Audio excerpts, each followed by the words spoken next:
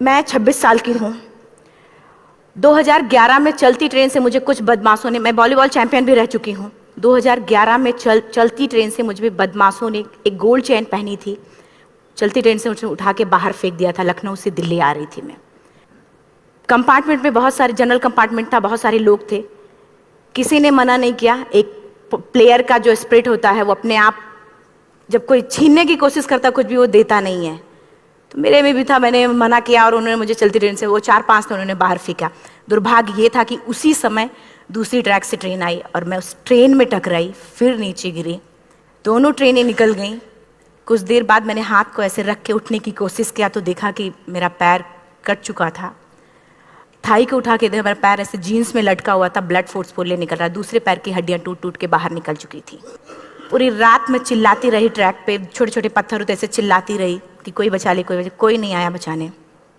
और जब पूरी रात चिल्लाते चिल्लाते इतना कि मुझे दिखाई भी देना बंद हो गया। जब ट्रेन आता था तो वाइब्रेट होता था। इतना ही नहीं, फ्री का इनविटेशन भी लोगों को मिल गया था, कुछ लोगों को।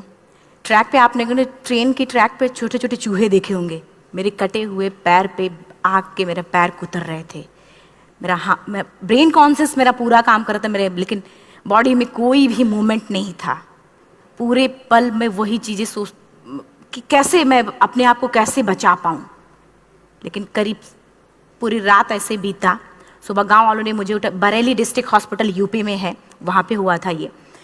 सुबह गांव वालों ने मुझे उठाया, डिस्ट्रिक्ट हॉस्पिटल ले जाके रखा। तो फार्मासिस्ट, डॉक्टर, सीएम, जितने लोग थे आपस में बातें कर रहे, अरे हमारे पास तो एनेस्थीसिया नहीं है, ब्लड नहीं है, इसका इलाज शुरू करें तो हम कैसे करें। मुझे भी नहीं दिखाई तो नहीं, लेकिन मेरा सुनाई दे रहा था सब कुछ वहाँ पे। कहाँ से हिम्मत आई मुझ में, मुझे भी नहीं पता। मैंने बोला वहाँ पे कि सर जब मेरा पूरा पैर कटा, तब मैंने इतनी देर रेलवे ट्रैक पे थी, मैं उस चीज़ को बर्दाश्त किया, तो अभी तो आप मेरे अच्छे के लिए मेरे पैर काटेंगे। शायद आपको यकीन नहीं होगा, या फिर कभी आप लोगों ने ये चीज़ नहीं देखी, कोई डॉक्टर या फार्मासिस्ट अपना ब्लड दे के किसी पेशेंट को बचाया। मेरी इस बात को सुनने के बाद वहाँ के डॉक्टर और फार्मासिस्ट दोनों ने एक एक यूनिट ब्लड दिया और मेरे पैर को बिना एनेस्थीसिया अलग कर दिया गया। आज भी मैं उस दर्द को महसूस करती हूँ। जब भी मैं जब बोलती हूँ तब मैं वो चीज़ें महसूस करती हूँ। उसके बाद जब बात मीडिया में आई, लोगों को पता चला कि रिमा नेशनल प्लेयर है, KGMC king George medical college Lucknow में एडमिट करा, लखनऊ से फिर sport minister, AIIMS trauma centre Delhi. तब तक सब ठीक ठाक चल रहा था, प्लेयर होने की वजह से अच्छा ट्रीटमेंट मिलना शुरू हुआ। करीब 4 महीने मैं एम्स में रही। एम्स में रहने के बाद जब मैं थोड़ा ठीक हुई, करीब 25 दिन बाद जब ठीक हुई, न्यूज़पेपर में गोल गोल लिख के आ रहे कि अरुणिमा के पास टिकट नहीं था, अरुणिमा ट्रेन से कूद गई। उसका खंडन किया घर वालों ने। फिर बोला कि अरुणिमा सुसाइड करने गई थी। जिस लड़की का शरीर का एक अंग कट चुका, पूरी जिंदगी का पता नहीं कि व्हील चेयर है, बैसाखी, या पता, यहाँ तक कि मेरे स्पाइन में 3 फ्रैक्चर था, मुझे ये भी नहीं पता था कि मैं बेड से उठ भी पाऊंगी कि नहीं। अंदाजा लगाया जा सकता, सिर्फ अंदाजा लगाया जा सकता है कि उसकी दिलो दिमाग पे क्या चल रहा होगा, उस परिवार की क्या स्थिति रही होगी जब जिस परिवार की एक यंग एज लड़की का इस तरीके का सिचुएशन हुआ हो। फिर भी कहते हैं कि जहाँ चाह होती वहाँ राह मिली जाती है। एम्स के हॉस्पिटल के बेड पे मैंने डिसाइड किया, क्योंकि अपनी बातें हम चिल्ला चिल्ला के करें, वो सिस्टम की इतनी हाई लेवल की बातें हो रही थी कि हम एक मध्यम वर्गीय फैमिली से थे, हम अपनी बातें चिल्ला चिल्ला के कह रहे थे, लेकिन कोई नहीं सुन रहा था।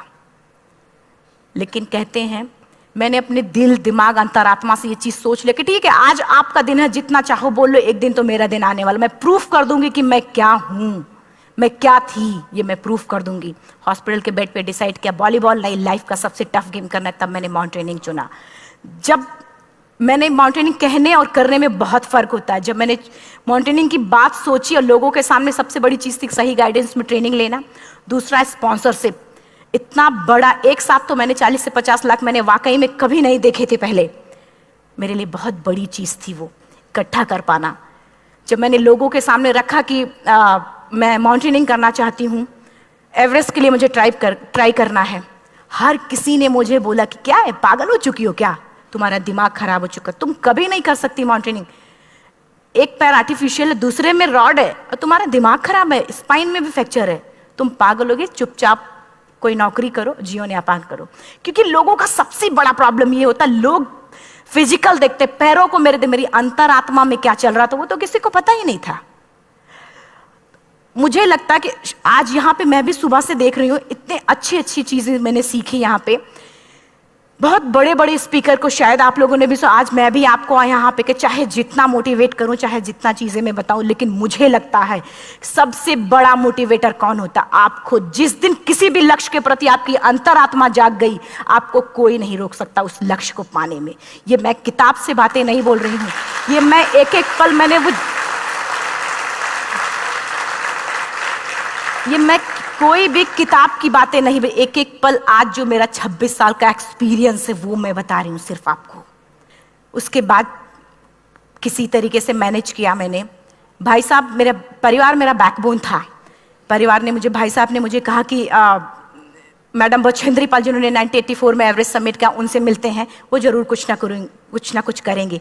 हॉस्पिटल से निकलने के बाद मेरे राइट लेग में स्टिचेस लगी थी। मैंने डायरेक्टली घर जाने की बजाय, जब लोग ये सोचते हैं कि मुझे अपना जीवन यापन कैसे करना है, जब लोग ये सोचते हैं कि मुझे अपनी ज़िंदगी के, मेरे दिमाग में सिर्फ 2 चीज़ें चल रही थी, मुझे इनका जवाब कैसे देना है और एवरेस्ट समिट कैसे करना है। फर्स्ट तुरंत गए बछेंद्री मैम के पास। जब मिले, मैम ने फर्स्ट टाइम जब मुझे देखा तो उन्होंने कहा, अरुणिमा, उनकी आंखों में आंसू आ गए। उन्होंने बोला, अरुणिमा, तूने ऐसी हालात में एवरेस्ट जैसे दुरूह पहाड़ के बारे में सोचा तो तूने अपने अंदर तो एवरेस्ट फतह कर लिया, अब तो सिर्फ लोगों के लिए। मेरे परिवार को छोड़ के बाहर की पहली ऐसी महिला थी जिन्होंने मुझ पे भरोसा किया था कि हाँ अरुणिमा, तुम कर सकती हो। मेरे लिए वही बहुत बड़ी चीज थी। प्लानिंग भी कर ली, मैम भी मिल गई, सब हो गया। लेकिन जब उतरते हैं फील्ड में तब पता चलता कि हम क्या हैं। रोड हेड से मैं पहुंच गई। मैडम ने कहा कि ठीक है, तुम्हारे कहने, तुम्हारे सोचने से कुछ नहीं होगा, अरुणिमा प्रूफ करो कि कर सकती हो। मैंने कहा बस एक मौका चाहिए मुझे। वाकई में जब मैं माउंटेन में पहुंची, रोड हेड से बेस कैंप लोगों को 2 मिनट लगता था, मुझे 3-3 घंटे लगते थे, क्योंकि मेरे राइट लेग की हड्डियां भी नहीं जुड़ी थी। लेफ्ट मेरा आर्टिफिशियल लग चुका था, लेकिन स्टंप एकदम रेड, उसका मतलब घाव एकदम नए थे। मैं अगर पैर रखती थी तो मेरे पैर से जोर से अगर दबा देती थी तो पैर से मेरे ब्लड आने लगता था। सारे लोग नॉर्मल थे वहां पे। हर कोई ये बोलता कि एक पीक के लिए जाते थे तो हर कोई मुझे ये बोलता कि अरुणिमा तुम धीरे धीरे आओ। मेरे दिमाग में हर बार यही बात चलती थी कि क्या है, मैंने एवरेस्ट का प्लान किया, मैं इनके बराबर भी नहीं चल पा रही हूँ। खुद से संकल्प लिया कि कोई बात नहीं, एक दिन ऐसा आएगा कि मैं इनसे पहले जाऊंगी। और आपको शायद यकीन ना हो, आने वाले 8 महीने बाद पूरा का पूरा वेट उठा के बेस कैंप से साथ निकलते और टॉप पे पहले पहुंचते। ऐसे करके देखते थे कि अरे ये लोग तो पीछे। खुशी होती थी। उससे भी ज़्यादा मुझे खुशी तब होना शुरू हुआ जब वो सारे लोग आके मुझसे ये पूछते, मैडम खाते क्या हो, बता दो, पैर नहीं है फिर भी कैसे चलते हो। उसके बाद पूरा मुझे स्पॉन्सरशिप मिला। मैं जब एवरेस्ट के लिए गई, मेरे लिए सबसे बड़ा, एवरेस्ट की जर्नी में मेरे सबसे बड़ा चैलेंज यही था कि दूसरे को समझा पाना। मैं नहीं समझा पाती कि भाई मैं कर सकती हूँ। जब मैं एवरेस्ट के लिए, शेरपा होता, शेरपा को जब ये बात पता चला कि मेरा प्रोस्थेटिक लेग है, आर्टिफिशियल लेग है, दूसरे में रॉड, बोला नहीं ले जा सकता, इसकी वजह से तो मेरी भी जान जाएगी। मैडम ने, हमने सबने कन्विंस किया किसी तरीके से। मन वाकई में जो टीवी में हम और उसमें फोटोज में देखते हैं, ब्लू और ग्रीन आइस, हिला देने वाला होता। जितना सुंदर दिखता उतना ही हिला देने वाला होता। जब मैं हमारे ग्रुप में 6 लोग थे, रॉकी एरिया तक मैं सबसे पहले थी, लेकिन जैसे ही मैं ग्रीन और ब्लू आइस में गई, मेरा आर्टिफिशियल लेग स्लिप कर जाता था। फ्रंट पॉइंटिंग से, जब मैं फ्रंट क्रैम्पोन से फ्रंट पॉइंटिंग मारती थी, लेफ्ट से पेन होता था तब भी करते, लेकिन आर्टिफिशियल जैसे फ्रंट पॉइंटिंग मूव हो जाता, मेरा पैर ही मूव हो जाता था। शेरपा मुझे बोला नहीं हो सकता अरुणिमा, जबरदस्ती मत करो। मैंने कहा कुछ नहीं, ये मेरा पैर है, मैं जानती हूँ कैसे चलेगा। फाइनली 1, 2 बार, 3 बार करने, 4 बार, 5 बार होल हो जाता था। आइस थोड़ा टूट के निकलता था तो मैं वहां पैर रख के जाती थी। कैंप 3 तक ठीक था, प्रॉपर एक्लेमेटाइज किया अपने आप। कैंप 3 तक जनरली गए। बात जब कैंप 3 के ऊपर की होती है, साउथ कोल समिट, अच्छे माउंटेनियर, अच्छे दिलेर के हौसले धरे के धरे तब रह जाते हैं जब अपनी आंखों के सामने किसी को मरता देखता है, और दिमाग में बात, जब जिसको डिसीजन मेकिंग, और जब दिमाग में बातें जब ये आने लगती हैं कि अरे जिस चीज़ के लिए हम जा रहे हैं उसी चीज़ के लिए आदमी मर रहा है, इसी चीज़ के लोग लिए मर चुके हैं। रात में क्लाइंबिंग, ज़्यादा से ज़्यादा माउंटेनिंग रात में की जाती है क्योंकि वेदर शांत होता है। जब मैं रात में निकली साउथ कोल से, कैंप 4 से, मेरी हेडलाइट जिधर ही हेडलाइट जा रही थी उधर ही डेड बॉडीज मुझे नजर आ रही थी। मेरे रोंगटे खड़े हो रहे थे, मुझे समझ में नहीं आ रहा था कि मैं करूं तो क्या करूं। इतना ही नहीं, मैं जिस रोप में थी उसी रोप में जब मैं आगे जा रही हूं और एक बांग्लादेशी, उनका हाथ हल्का हल्का ऐसे हिल रहा, मुंह से आवाज आ रही थी। मैं एक्सप्लेन नहीं कर सकती मुझे कितना डर लग रहा था। बार बार ये बार बार मन में आती, इसका ऑक्सीजन खत्म हुआ है, ये मर चुका है लास्ट सिचुएशन में, और हम कुछ नहीं कर पा रहे हैं, क्या करें। उसके बाद मैंने 10 से 15 मिनट सिर्फ मैं वहां खड़ी रही। मैंने सिर्फ इतना बोला कि अगर आप सभी में से सभी ने एवरेस्ट सबमिट कर लिया तब तो ठीक है, अगर नहीं सबमिट किया है मैं सबके लिए एवरेस्ट सबमिट करूंगी और जिंदा वापस जाऊंगी। क्योंकि जैसा हम सोचते हैं हमारी बॉडी उसी तरीके से जनरेट करना शुरू करती है।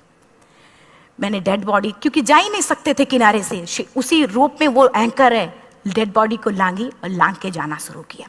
हिलेरी स्टेप साउथ समिट के करीब जब मैं खुद पहुंची, मेरे शेरपा ने एक जोर से झटका मुझे दिया कि अरुणिमा वापस चलो, तुम्हारा ऑक्सीजन खत्म हो रहा है। हिलेरी स्टेप के बाद एवरेस्ट समिट है, थोड़ा चलने के बाद एवरेस्ट समिट है। अगर कोई आपसे ये बोले, आप अपने टारगेट के इतने करीब हो, अगर कोई आपसे ये बोले कि अरुणिमा वापस चलो, कैसा लगता है। मैंने भी यही बोला, सर क्या बोल रहे हो आप, मैं नहीं जाऊंगी वापस। बोला अरुणिमा जिंदगी रही दोबारा ट्राई करना और एवरेस्ट समिट हो जाएगा दोबारा तुम्हारा। मैंने कहा नहीं, ये आप जिंदगी में गोल्ड चांस बार बार नहीं आते, लाइफ में कभी कभी आता है, ये आपके ऊपर आता, आप उसको पकड़ के रखते हो या फिर छोड़ देते हो। मैं अपना गोल्ड चांस कभी नहीं, क्योंकि मैं जानती थी मुझे स्पॉन्सरशिप बहुत मुश्किल से मिला, एक बार अगर मैं छोड़ देती दोबारा मुझे कभी नहीं मिलता। मैं बहुत अच्छी तरीके से जानती थी। मेरा फाइनली मुझे बछेंद्री मैम ने भी एक बार बात समझाई थी, मेरी माँ ने मुझे एक बात बताया था कि लाइफ में कभी कभी सिचुएशन ऐसी आती है जब सिर्फ आप अकेले होते हो, डिसीजन सिर्फ आपको लेना होता है। जहां पे भी होना, खड़े होकर हल्का सा पीछे मुड़कर देखना और ये सोचना कि आप एक एक कदम चल के यहां तक पहुंचे हो, सिर्फ अपना एक कदम आगे बढ़ाना, तुम देखना कुछ देर बाद तुम टॉप पे होगी। मेरे दिमाग में उनकी बातें वीडियो की तरह चल रही थी और सिर्फ एवरेस्ट का टॉप चल रहा था। मैंने शेरपा को पहले कन्विंस करने की कोशिश की कि भाई चल, कुछ नहीं होगा भाई चल। फाइनली जब वो नहीं माना, मैंने एक कदम आगे बढ़ाया, डिसीजन लिया कि नहीं जाना ही जाना है। आगे बढ़े, करीब 1 से 1.5 घंटे बाद मैं टॉप पे थी। और इतना ही नहीं, आज भी मैं जितनी बार बोलती हूं उतनी बार मैं महसूस करती हूं, मेरे रोंगटे खड़े हो जाते हैं, मेरा दोनों हाथ ऊपर करके जोर जोर चिल्लाने का मन कर रहा, कितनी जोर से चिल्लाऊं कि सबको बता दूं कि आज मैं टॉप ऑफ द वर्ल्ड पे हूं।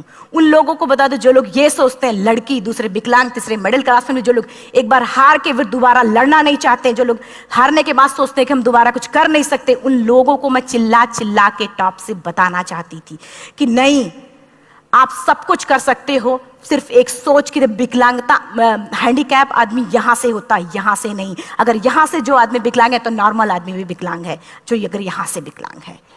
चिल्ला चिल्ला के मैं बताना चाहती थी। मैंने शेरपा से कहा कि आप एक फोटो खींच लो, क्योंकि सारे लोग फोटो, अपना नेशनल फ्लैग का जो वैल्यू होती है ना, वो जो हम कहीं बाहर होते हैं तो पता चलता है। मुझे भी बहुत खुशी हो रही थी, फ्लैग को हग किया और बोला फोटो खींचो। बोला पागल हो गई है, तेरा ऑक्सीजन कभी भी खत्म हो जाएगा, नीचे चल। नहीं, फोटो खींच लो। फोटो खींचा उसने। वो तो अगली बार इतना तेज गुस्सा हुआ, मैंने उसको बोला कि भाई वीडियो भी बना ले। 8848 की हाइट पे ऑक्सीजन खत्म हो रहा है, आज हम भी हंस रहे हैं आप लोगों के साथ क्योंकि यहाँ पूरा ऑक्सीजन है। और 8848 की हाइट पे जब मुझे शेरपा, कोई भी शेरपा को बोलेगा भाई वीडियो बना, तो परेशान हो जाएगा, पागल हो चुकी, कि तुम मर जाए, यहां मैं जा रहा हूं नीचे। मैंने कहा नहीं, कुछ नहीं होगा, आप बनाओ वीडियो। किसी तरीके से मन में 4-5 पेयर बैटरी रख के लेके गई कि डिस्पोजल कैमरा, एक अलग कैमरा, की मतलब एक नहीं काम करेगा तो दूसरा करेगा, प्रॉपर प्लानिंग से। शायद आप लोग भी सोचो कि वाकई में लड़की को इतना बड़ा रिस्क लेने की क्या जरूरत थी, कि जिंदगी कभी भी जा सकती थी इसकी। लेकिन मैंने वो रिस्क लिया क्यों? क्योंकि मैं चाहती थी, कहीं ना कहीं से मेरे भी दिमाग में ये बात आ चुका था कि मैं जिंदा वापस ना जाऊं। मैं चाहती थी कि अगर मैं जिंदा ना जाऊं तो ये वीडियो मेरे इंडिया, शेरपा से मैंने यही बात बोली, ये वीडियो अगर मैं जिंदा नहीं जाती, ये वीडियो मेरे इंडिया पहुंचा देना, मेरे यूथ तक चला जाएगा। क्योंकि मैं चाहती थी कि 11 अप्रैल 2011 को मेरा एक्सीडेंट हुआ, 21 मई 2013 10:55 पे मैं टॉप ऑफ द वर्ल्ड पे थी। ऑलमोस्ट 1 से 2 साल के अंदर कैसे कैसे? यहां से मैंने ये चीज, मैंने कभी भी कामयाब होने के, मेरी वो जिंदगी बन चुकी थी, मेरा जुनून बन चुका था, मेरा पैशन मेरा जिद बन चुका था। वो मेरा सोते उठते बैठते सिर्फ मुझे एवरेस्ट दिखाई जाए। और मुझे लगता है किसी को भी अगर अपना लक्ष्य पाना है, यहां से अगर वो पागलपन जब तक नहीं आएगा तब तक नहीं होगा। वो फाइनली उसने वीडियो बनाया। आप बोल रहे फटाफट अरुणिमा नीचे भागो। जब मैं टॉप पे थी तो कुछ लोग और भी थे, लेकिन 10:55 पे मैंने एवरेस्ट समिट, 11 बजे के बाद अगर कोई अटैम्प्ट करने की कोशिश करता है उसको सुसाइड अटैम्प्ट बोलते हैं। जैसे ही मैं नीचे चलना शुरू की, मैंने कहा भाई हाँ चल नीचे चलते हैं। ज़्यादा से ज़्यादा मौतें नीचे आते वक्त होती हैं एवरेस्ट पे। जब मैं नीचे आ रही हूँ, थोड़ा दूर ही मैं नीचे चली थी, मेरा ऑक्सीजन पूरी तरीके से खत्म। सिर्फ अंदाजा लगाया सकता कि जब ऑक्सीजन खत्म हुआ क्या परिस्थिति रही होगी। मैं ऐसे नीचे गिर गई और शेरपा मुझे बोला कि अरुणिमा मुझे यकीन नहीं था कि तू एवरेस्ट समिट कर पाएगी, लेकिन फिर भी तूने किया। मैं चाहता हूँ कि अरुणिमा जिंदा चल, तू वापस उठ, खड़ी हो। मुझे खड़ा करने की वो कोशिश कर रहा था बार बार, मैं खड़ी नहीं हो पा रही थी, वाकई में दम ही नहीं था। लेकिन फिर भी कहते हैं कि जैसे हमारे नियम होते हैं वैसे ऊपर वाले के भी नियम हैं। उसकी लिस्ट में जब मेरा नाम नहीं है तो वो मुझे नहीं ले जा सकता। अगर दूसरी चीज, मेरा कॉन्सेप्ट एकदम क्लियर हो चुका था। जब रेलवे ट्रैक पे मैं थी, रेलवे ट्रैक पे 7 घंटे में पड़ी थी, 49 ट्रेन अप डाउन हुई थी, तो मेरा कॉन्सेप्ट एकदम क्लियर हो चुका था। इसका मतलब है कि ऊपर वाले ने अगर मुझे कुछ बचाया है तो कुछ ना कुछ इतिहास रचने के लिए बचाया है। मैंने पॉजिटिव तरीके से सोचा। और उसी समय एक ब्रिटिश क्लाइंबर नीचे से ऊपर आ रहा था और उसके पास 2 ऑक्सीजन, तो उसने एक को वहीं फेंका और दूसरे को लेके नीचे जाना शुरू किया क्योंकि वेदर खराब था। मेरा शेरपा मुझे एंकर किया और जाने लगा नीचे, और वो फटाफट उसको लेके आए, मुझे लगाया। उसने बोला अरुणिमा तू बहुत लकी है कि तुझे यहाँ पे ऑक्सीजन मिला है। वाकई में ऊपर वाला भी चाहता है कि तू जिंदा रहे। वो मुझे बार बार लकी लकी बोल रहा था। शायद आप लोग में से भी कोई होगा कि जो लक और भाग्य जैसी चीज़ों पे यकीन करता हो, या पता नहीं भी। मैं किसी की भावनाओं को ठेस नहीं पहुंचाना चाहते, लेकिन मैं इन किसी भी चीज़ों पे भरोसा नहीं करती, क्योंकि मेरा मानना है कि लक भी उसी का साथ देता है जिसके अंदर जीतने का जज्बा है। अगर आपके अंदर जीतने का जज्बा नहीं है, चारों तरफ सिर्फ बहाने होते हैं, सिर्फ बहाने, इतना सारा एक्सक्यूज होता है। शायद मैं भी अगर वापस आ गई होती तो मैं बोल देती मेरा ऑक्सीजन खत्म है, कोई मुझसे पूछने ना बचेंद्री मन, ना मेरा परिवार, कोई भी मुझे पूछने नहीं आता। लेकिन क्या कभी मैं अपने आप को समझा पाती? कभी नहीं। फाइनली जो भी था, लक भाग्य किस्मत में नीचे आ रही थी, बहुत खुश थी। माउंटेन, डेड बॉडीज, मेरा शेरपा, ये लोग थे। मैं किसी से शेयर भी नहीं कर पा रही थी कि अरे मैंने एवरेस्ट समिट किया, किसी से शेयर भी नहीं कर पा रहे थे। फटाफट मैंने नीचे हील मार के, हमारे से हील मार के नीचे आ रहे थे। एकाएक मेरा प्रोस्थेटिक लेग, पूरा का पूरा लेग ही निकल गया। -60 डिग्री तक टेम्परेचर डाउन हो जाता है एवरेस्ट पे। मेरा हाथ वगैरह ये सब ऐसे मूवमेंट, ऐसे मुड़ नहीं रहा था, ब्लड निकलने लगा था, ये सब यहाँ था। मुझे शेरपा से मैं बोल रही हूँ कि ऑलरेडी मेरा पैर कटा हुआ है, अगर दिमाग में ये बात है कि मेरा हाथ भी काटना पड़ेगा, कैसा लगेगा मेरा दिमाग। क्योंकि ये ऐसा मूवमेंट, रेड 3 स्टेज होती हैं। रेड मेरा हो चुका था, रेड, ब्लैक, ब्लू, ब्लैक हो तो काटना पड़ेगा। तो बार बार मैं बोल रही हूँ शेरपा से कि भाई हाथ मेरा कुछ हो रहा है, इसमें मूवमेंट नहीं हो रहा है, यहाँ सबसे ब्लड हो रहा है। बोला अरुणिमा कुछ नहीं, जितना नीचे जाएंगे उतना अच्छा होगा। प्रोस्थेटिक लेग मेरा निकल चुका है, मैं रुकी हूँ, मेरा ऑक्सीजन चल रहा, बड़े मुश्किल से लक भाग्य किस्मत जो भी था मुझे मिला था। शेरपा मेरे आगे है, लास्ट मोमेंट तक वो मुझे बोलेगा, अगर वो मैं नहीं चलती वो मुझे छोड़ के चला जाए। गलती उसकी भी नहीं होती, क्योंकि वो क्या करे, क्लाइंबर की वजह से या तो अपनी जान वो भी दी, गलती उसकी भी नहीं है। लास्ट में मेरी आंखों से आंसू निकलने लगा। मैंने सोचा क्या करूं अब, रोने अपने आप आंसू कहीं ना कहीं से आ ही जाता है। दूसरे पल मुझे समझ में आ गया कि रोने धोने से कुछ नहीं होगा। मैंने आंसू को पोंछा और रोप, जो मेरी रोप थी, रोप को पकड़ा, दूसरे हाथ से आर्टिफिशियल लेग को, पैर को घसीट के चलना शुरू हो गया, क्योंकि मेरे पास यही था। ये तो दूसरा था, गिव अप कर दो, 2 ही चीज़ थी। पैर को घसीट चलना शुरू हुआ। कुछ दूर नीचे चलने के आने के बाद रॉक था, उसमें घुसे, पैर को खोला, सही किया, फिर नीचे चलना। Camp 4 to summit to camp 4 3500 feet है, और इसमें टोटल जनरली लोग 16 से 17 घंटे में समिट कर लेते हैं। मुझे टोटल 28 घंटे लगे थे। हर माउंटेनियर, चाहे बाहर का या फिर इंडिया का, हर किसी ने ये मान लिया था कि अरुणिमा जिंदा वापस नहीं आएंगी। हर किसी ने ये चीज़ मान लिया था। लेकिन मुझे लगता, जब मैं वापस साउथ कोल पहुंची, जब मैं टेंट का जिप खोला, मैंने हर किसी ने कहा कि अरे तू यहाँ है, हम तो सब सोच लिए थे तू चली गई। हर किसी ने ये बोला था। फिर सब खुशी मना रहे थे हम सब। देखिए ये सब बताने का मेरा सिर्फ एक मकसद था कि सब कुछ हम में है, हम जैसा चाहें वैसा कर सकते हैं। ऑलरेडी टाइम हो चुका है। मैं एक चार लाइन की पंक्ति सिर्फ बोलूँगी। मैं एक्चुअली मेरा एम है कि मैं वर्ल्ड के जो कॉन्टिनेंट हैं, कॉन्टिनेंट के हाईएस्ट पीक समिट करूं। एशिया का एवरेस्ट हो चुका है, अफ्रीका किलिमंजारो हो चुका है, यूरोप का एल्ब्रुस हो चुका है। 23 नवंबर को मैं जा रही हूँ ऑस्ट्रेलिया हाईएस्ट पीक के लिए। बस आप लोगों की गुड विशेस चाहिए। और 4 लाइन, अभी तो इस बाज की असली उड़ान बाकी है, अभी तो इस बाज की असली उड़ान बाकी है, अभी तो इस परिंदे का इम्तहान बाकी है, अभी अभी मैंने लांघा है समुद्रों को, अभी तो पूरा आसमान बाकी है। Thank you so much, thank you.